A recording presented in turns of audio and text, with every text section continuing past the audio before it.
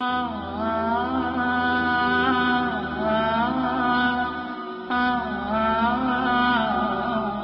نام عرفان محمود برک ہے، لاہور میں رہتا ہوں اور شعبہ صحافت سے میرا تعلق ہے۔ مختلف اخبارات، اسلامی جرائد، رسائل، اس میں آرٹیکلز بھی لکھتا ہوں۔ ہمارے خاندان میں جو قادیانیت کا جو سلسلہ ہے وہ میرے دادا سے شروع ہوا۔ بچپن کے زمانے میں انہوں نے قادیانیت کو قبول کر لیا، کوئی علم نہیں تھا، معلومات نہیں تھیں، پڑھے لکھے نہیں تھے، جسٹ مرزا قادیانی کو مجدد کی حیثیت سے مان لیا اور اس کے ہاتھ پہ بیعت کر لی۔ اب قادیانی میرے دادے کو نعوذ باللہ صحابی رسول کہتے تھے، کیونکہ ان کا مذہبی عقیدہ ہے کہ جس کسی نے مرزا قادیانی کو مرزیت کی حالت میں دیکھ لیا، اس پہ ایمان لے آیا، تو وہ کہتے ہیں کہ نعوذ باللہ وہ صحابی رسول کے درجے پہ فائز ہو جاتا ہے۔ تو میں نے بھی اسی ماحول میں آنکھ کھولی۔ میرے دادے کو لوگ دور دور سے دیکھنے کے لیے آتے تھے۔ ہمارا خالصتاً ایک مذہبی گھرانہ احمدیت کے حوالے سے مشہور تھا، ہمیں ایک مخلص احمدی کے طور پہ جانا جاتا تھا۔ تو اسی گھرانے میں نے بھی آنکھ کھولی۔ جب شعور کی آنکھ کھولی تو گردونوا میں نے سارا یہی قادیانیت کا ماحول دیکھا۔ اس میں یہ تھا کہ کافی وجوہات تھیں جو میرے قبول اسلام کے لیے کارگر ثابت ہوئیں۔ اس میں سمجھتا ہوں کہ ہمارے اہل محلہ کا رویہ وہ بڑا اہمیت کا حامل ہے، کیونکہ بچپن کے زمانے میں اکثر ہمارے محلے والوں سے یہ بات سنتا کہ وہ ہمارے بارے میں کہتے کہ آپ لوگ جو قادیانی ہیں، احمدی خود کو کہتے ہیں، آپ مسلمان نہیں ہیں۔ تو میں سوچتا کہ جب ہم کلمہ وہی پڑھتے ہیں، نمازیں وہی پڑھتے ہیں، روزے رکھتے ہیں، سارے دین اسلام کو مانتے ہیں، قرآن کو مانتے ہیں، حدیث کو مانتے ہیں، تو پھر کیا وجہ ہے کہ یہ لوگ ہمیں مسلمان ماننے کے لیے تیار کیوں نہیں ہیں؟ ہمارے اہل محلہ ہمارا بائیکاٹ کرتے، اگر ہمارے محلے میں کوئی تقریب ہوتی خوشی کی، اس میں ہمیں مدعو نہ کیا جاتا، کسی بھی قسم کے معاملات میں ہماری مداخلت جو ہے وہ اس کو برداشت نہ کیا جاتا۔ تو ایک تو یہ میرے ذہن میں ایک بات کلک کی کہ کیا وجہ ہے کہ یہ لوگ باوجود اس کے کہ اس میں بڑے بڑے نیک لوگ ہیں، جسٹ اگر بات ہوتی ہمارے محلے کے لوگوں کی، سوچا جا سکتا تھا کہ اس میں ان کی کوئی ذاتی رنجش ہے، کوئی بات ہوتی ہمارے جناب علاقے کی، سٹی کی، پاکستان کی۔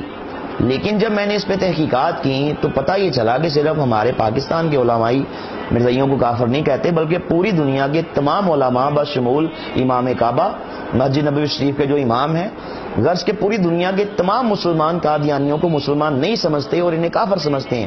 تو میں یہ سوچتا کہ آخر کیا وجہ ہے کہ کیا یہ لوگ قرآن نہیں پڑھتے؟ کیا یہ علماء احادیث نہیں پڑھتے؟ کیا ان کو یہ نہیں پتا کہ جو دل سے کلمہ پڑھے تو آپ اس کو مسلمان سمجھیں؟ لیکن یہ ہمارے اہل محلہ کا رویہ اور میری یہ سوچ علماء کے بارے میں، پوری دنیا کے علماء کے بارے میں مجھے ایک شاہراہ پہ گامزن کر گئی۔ وہ یہ تھی کہ میں نے سوچا کہ میں کیوں نہ ایک بار مرنے سے پہلے تحقیقات کروں، پڑھوں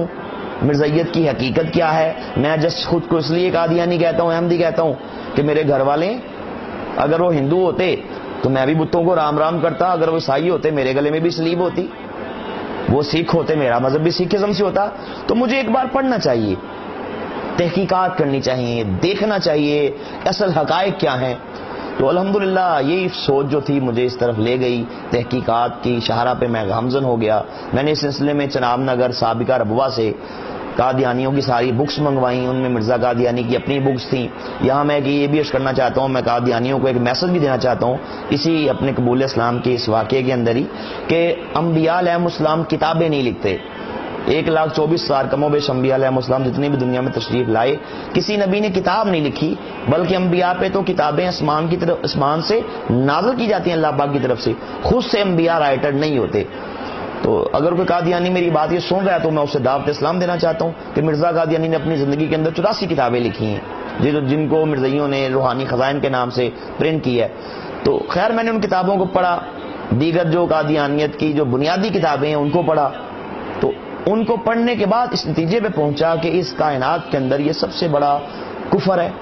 سب سے بڑا دجل ہے، سب سے بڑا فریب ہے، جو کہ اسلام کے روپ میں مسلمانوں کو گمراہ کرنے کے لیے انگریز نے باقاعدہ پلاننگ کے ساتھ یہ سارا اس کا فتنہ شروع کیا۔ تو الحمدللہ اللہ پاک کے فضل و کرم سے میں حقیقت تک پہنچ گیا۔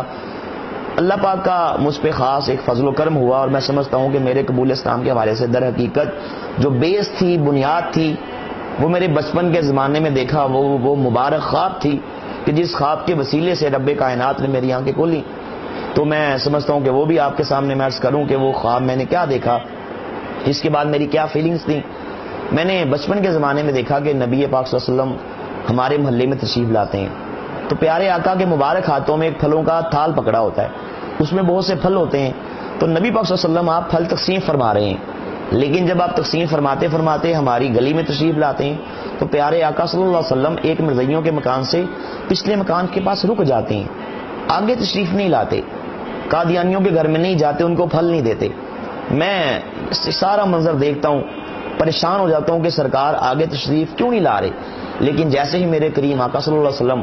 مجھ ناچیز کی طرف دیکھتے ہیں, الحمدللہ نگاہ کرم فرماتے ہیں تو آپ تبسم فرما دیتے ہیں. اس کے بعد الحمدللہ میری آنکھ کھل جاتی ہے. آنکھ کھلنے کے بعد میں نے سارا یہ خواب میرے ذہن میں گھومتا ہے. کچھ عرصے بعد جب میں تحقیقات کرتا ہوں, ساتھ اس خواب کے بارے میں سوچتا ہوں, تو رب کائنات یہ فضل فرما دیتا ہے کہ خواب کے ذریعے سے مجھے یہ ہدایت مل گئی. میں سمجھتا ہوں حقیقت ہی ہے, بنیاد ہی ہے کہ نبی صلی اللہ علیہ وسلم آپ نے مرزائیوں کا بائیکاٹ کر کے بتلا دیا کہ یہ گمراہی ہے, یہ دجل و فریب ہے, اور آپ صلی اللہ علیہ وسلم کا مجھ ناچیز کی طرف دیکھنا, نگاہ کرم فرمانا, میں سمجھتا ہوں کہ در حقیقت یہی میرے قبول اسلام کا باعث بن گیا الحمدللہ. تو بچپن کے زمانے میں ایک دو میں نے اور بھی خواب دیکھے. ایک بار میں نے مرزا قادیانی کو جہنم کی آگ میں جلتا ہوا دیکھا. اس کے بعد میں نے الحمدللہ اپنے قبول اسلام کا اعلان کر دیا. ساتھ جب میں نے وہ بکس پڑھی مرزا قادیانی کی, ان بکس کے اندر جو مجھے ان کے کفر یا باطل عقائد ملے, اس کے ذریعے سے میری اللہ پاک نے آنکھیں کھولیں. اور وہ عقائد کیا تھے کہ جن کتابوں کے اندر مرزا قادیانی نے نعوذ باللہ رب کائنات کو گالیاں دی تھیں, استغفر اللہ, اللہ پاک کے انبیاء کی شان میں نازیبا کلمات کہے تھے, حضور نبی پاک صلی اللہ علیہ وسلم کی شان میں گستاخیاں کی تھیں, صحابہ کرام کے بارے میں نماز اللہ, استغفر اللہ, انتہائی غلیظ زبان استعمال کی تھی, امہات المومنین کو گالیاں دی تھیں, اہل بیت اطہار کے بارے میں نعوذ باللہ برا کہا تھا, مکہ مدینہ کو گالیاں دی تھیں, قرآن پاک کے اندر تحریفات کے طوفان کھڑے کیے تھے. تو یہ ان ساری چیزوں کو جب میں نے پڑھا تو الحمدللہ جیسے جیسے میں ان کو پڑھتا گیا ویسے ویسے مرزا قادیانی سے میری محبت, چاہت, ادب کے وہ سارے بخیے ادھرتے گئے.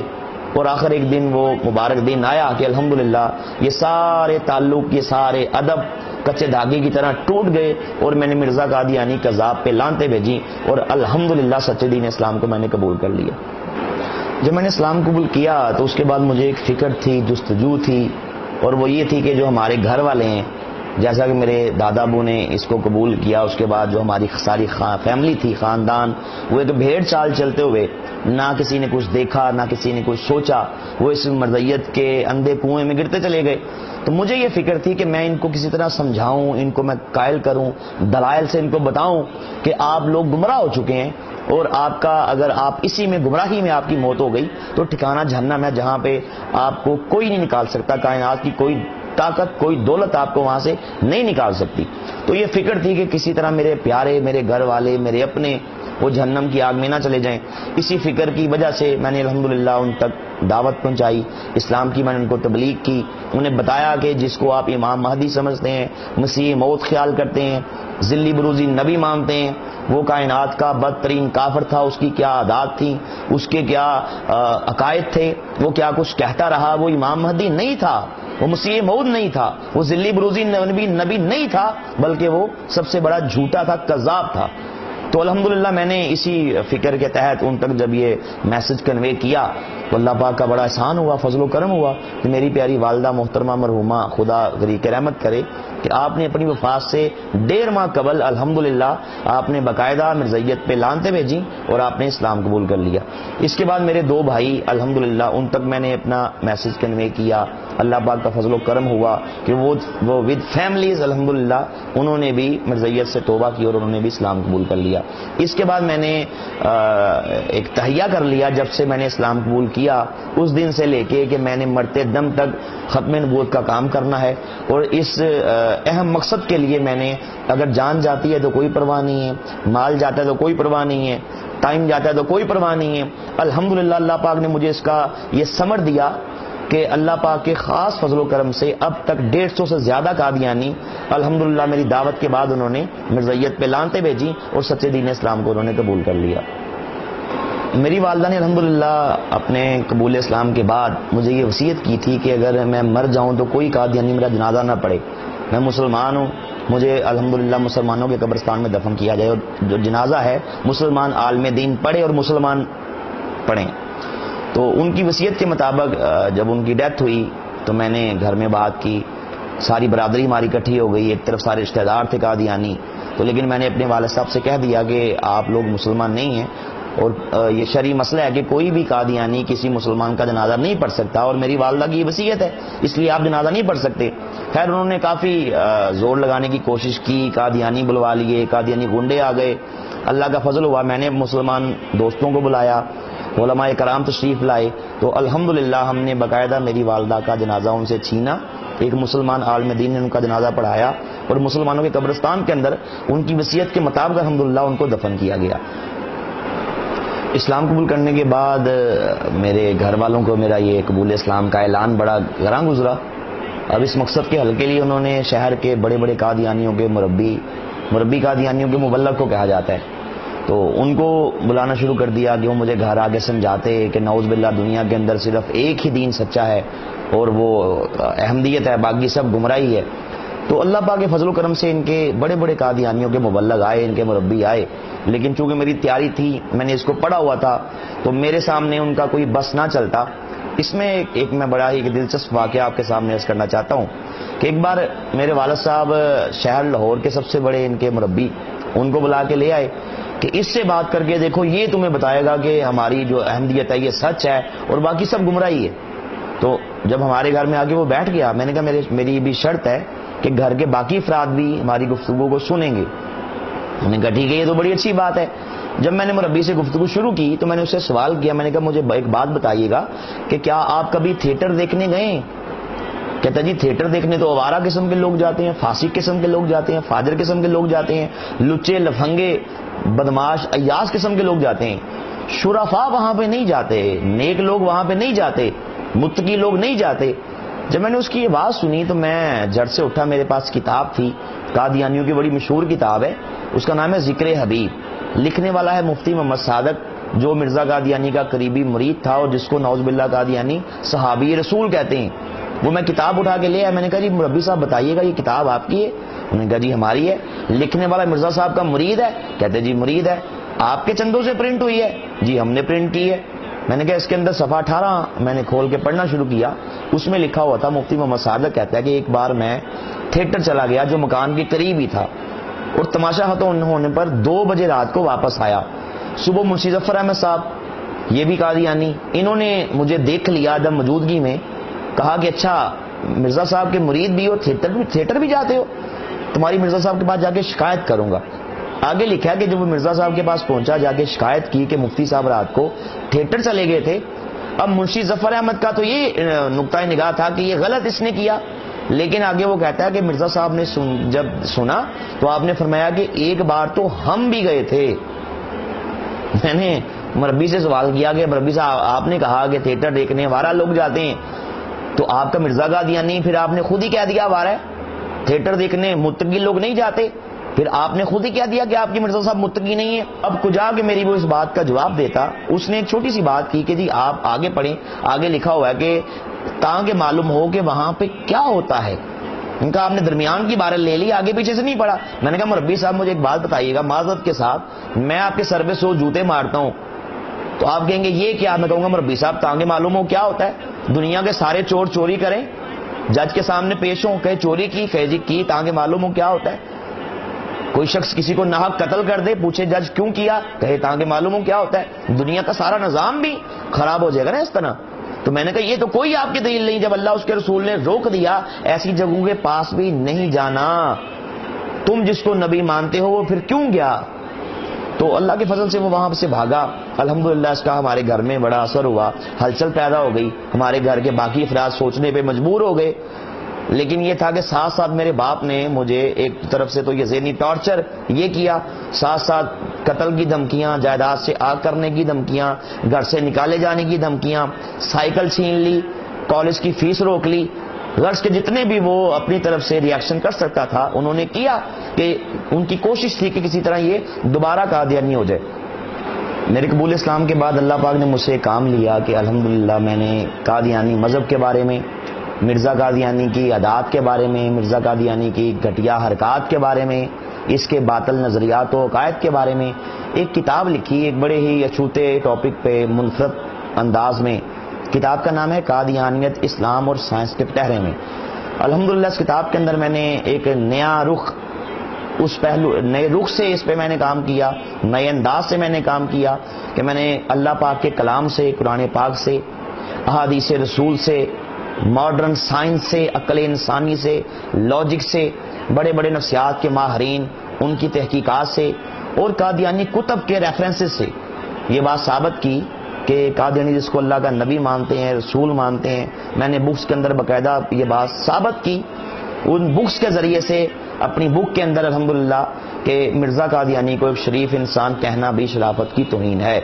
الحمدللہ اس کتاب کا انگلش میں اس کی ٹرانسلیشن ہوئی، پہلے انڈیا کے اندر ہوئی، بعد میں ملک پاکستان میں ہمارے حکومت پنجاب کے سیکرٹری ہیں جناب محترم احمد علی ظفر صاحب، انہوں نے اس کتاب کی انگلش میں ٹرانسلیشن پاکستان میں کی، سندھی زبان میں ہوئی. اور الحمدللہ میں نے یہ بک ان کے مرزائیوں کے 5ویں خلیفہ مرزا مسرور کو بھیجی اور میں نے اسے کہا کہ مجھے اس کا جواب دو، اور باوجود بارہا یاد دہانی کے آج تک دنیا کا کوئی بھی بڑے سے بڑا قادیانی اس کتاب کا جواب نہیں دے پایا. الحمدللہ اللہ پاک کا یہ خاص فضل و کرم ہوا کہ یہ کتاب پڑھ کے اب تک سینکڑوں قادیانی راہ راست پہ آ چکے ہیں، انہوں نے اسلام قبول کر لیا الحمدللہ. اسلام قبول کرنے کے بعد میری زندگی کا یہ مشن ہے، یہ مقصد ہے کہ میں مرتے دم تک انشاءاللہ میں نے 2 کام کرنے ہیں. ایک تو یہ کہ جو ہمارے مسلمان بھائی ہیں جن کو نہیں پتا مرزائیت کے فتنے کا، جن کو نہیں پتا ختم نبوت کے عقیدے کی اہمیت کا، ان تک یہ میسج کنوے کیا جائے اور انہیں بتایا جائے کہ اصل حقائق کیا ہیں. آپ مرزائیوں سے تعلقات نہ رکھیں کہ آپ کا ایمان وہ برباد کر دیں گے. ان کی گمراہی کیا ہے، ان کے باطل عقائد نظریات کیا ہیں. الحمدللہ اس کا بہت فائدہ ہوا اور ہزاروں مسلمانوں نے میری گفتگو سننے کے بعد الحمدللہ مرزائیوں سے انہوں نے لا تعلقی کا اظہار کیا. دوسرا میری زندگی کا جو اس کے بعد جو سب سے بڑا مقصد ہے، مشن ہے، وہ یہ ہے کہ قادیانیوں تک بھی اسلام کی دعوت کو پہنچایا جائے. میں اپنے مسلمان بھائیوں کو ایک میسج دینا چاہتا ہوں اور وہ یہ ہے کہ مرتے دم تک نبی علیہ الصلوۃ والسلام کی ختم نبوت پہ ایمان رکھیں، اس کا دفاع کریں، عزت رسول کا پہرا دیں. بے شک کائنات میں اس سے بڑھ کے اعلیٰ بہتر کام اور کوئی نہیں ہے. عزت رسول کا پہرا اللہ کے ہاں اس کا بہت مقام ہے. وہ شخص جو ختم نبوت کے تحفظ کا کام کرتا ہے اللہ کے ہاں اس کی بڑی فضیلت ہے، اس کا بڑا مقام ہے، اس کا بڑا درجہ ہے. تو میں اسی پہ عرض کرنا چاہتا ہوں کہ انشاءاللہ اللہ تعالی ہمیں روشنی کی طرف رکھے، ہمیں اندھیروں سے بچائے، ہمیں گمراہی کی طرف سے بچائے، ہمیں فتنوں سے بچائے، اور اللہ پاک ہمارا خاتمہ اسلام پہ کرے، اسلام پہ ہی زندگی گزار کے انشاءاللہ اسلام پہ ہمارا اللہ پاک خاتمہ کرے.